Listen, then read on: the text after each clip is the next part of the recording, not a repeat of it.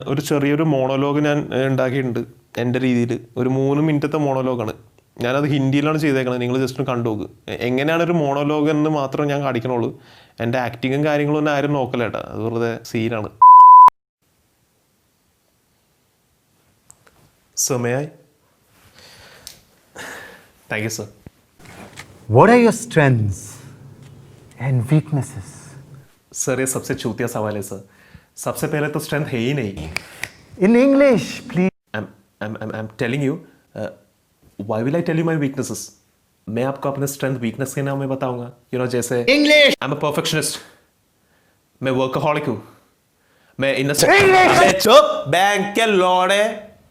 ये क्या English English English लग रखा है बे?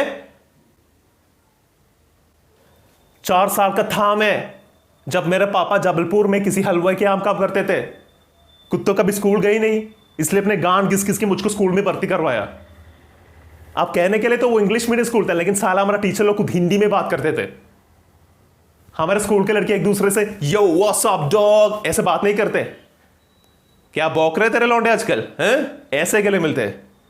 किसी तरह रट्टा मार मार के 10 तक पहुंचे तो पता चला कि जिंदगी में सफल होने के लिए एक ही तरीका है, और वो है इंजीनियरिंग. सब ये कहते थे, माँ बाप टीचर लोग. गली की वॉचमैन भी हमसे पूछता था, और भैया कैसे चल रहे आपकी तैयारी? बाप है जो तुम्हें क्या करना है? इसलिए हमारे स्कूल के बच्चे हम सब पहुंच गए बकरों की तरह. मैं IIT, मैं NIT. अरे जिस बच्चे ने अपने बाप को जलेबी तलते देखा है वो तो यही सोचेगा ना कि जिंदगी में पैसे सब कुछ है. I did not choose this engineering life, sir. Neither did this engineering life chose me. It was shoved on my throat by my teachers while my hands were tied to my back by my friends and my parents watched in silence. और तो English सुनेगा तो मदरचोद सुन. 10th के बाद 2 साल लगे इस college में घुसने के लिए. कोचिंग में निकाल दिया, ना कुछ खेले ना कुछ सीखे. और 2 साल बाद जब यहां पहुंचे तो पता चला कि बड़े शहरों की कॉन्वेंट स्कूल के बड़े बच्चे जब अंग्रेजी में बात करते हैं तो मरे हुए फूल भी खिल उड़ते हैं. हाँ, हवा में ऑक्सीजन की मात्रा ही बढ़ जाते हैं इनका अंग्रेजी सुन के. और पूरे कॉलेज की लड़कियां इन इंग्लिश स्पीकिंग लड़कों का अपने जीवन साथी को मान चुकी है. तुझे क्या लगता है? मुझे कभी लगा नहीं कि मैं अपने अंग्रेजी में काम करूं, पर्सनैलिटी में काम करूं. बहुत लगा.